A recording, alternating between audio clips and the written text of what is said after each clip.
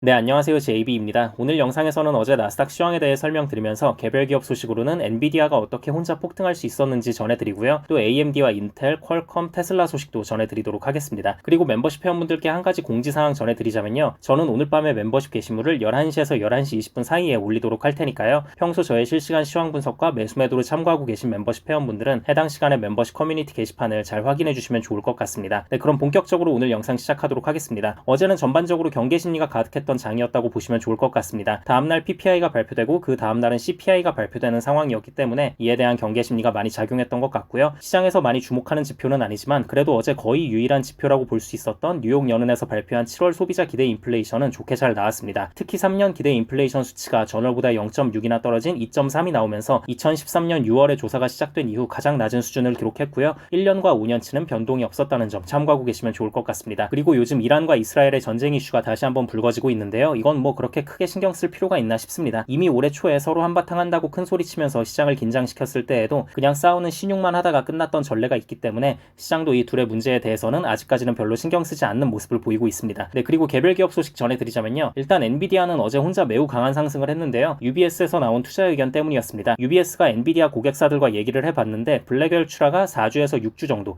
그러니까 한 달 조금 넘는 기간 정도만 지연될 거라고 전한 거예요. 원래 이게 3개월 이상 지연될 것으로 전에는 예상을 했었는데 뭐 기껏해야 한 달 정도 지연되는 거는 크게 상관없다는 거죠. 그리고 이 밖에도 TSMC가 올해 매출 전망을 초과 달성할 것 같다는 소식까지 전해진 것에 힘입어서 어제 엔비디아는 좋게 상승을 할 수 있었습니다. 네, 그리고 AMD와 인텔 소식 전해드리자면요. 확실히 이게 보면 AMD의 호재는 인텔의 악재입니다. 신기한 게 어제도 보면 마치 데칼코마니 마냥 거의 똑같은 주가 수치로 서로 반대로 움직였어요. AMD가 1.86% 올랐고 인텔은 1.78%가 빠졌으니까. 아무튼 어제는 왜 이런 상황이 벌어졌냐. 기존에 인텔이 강세를 띠고 있는 서버 시장에서 AMD의 점유율이 올해 2분기에 21%를 확보했고요. AMD가 PC 점유율도 23%까지 끌어올리며 AMD 역사상 최고의 점유율을 기록하고 있다는 소식에 AMD의 주가는 상승, 인텔은 하락했다고 보시면 될 것 같습니다. 네, 그리고 퀄컴도 약간이지만 어쨌든 하락으로 마무리했는데요. 울프리서치에서 투자 의견을 냈는데 향후 애플이 퀄컴 칩을 사용하지 않고 애플이 자체적으로 개발한 칩을 탑재할 가능성을 제기하면서 이 부분이 퀄컴의 향후 실적에도 영향을 끼칠 것이라는 소식을 전한 거예요.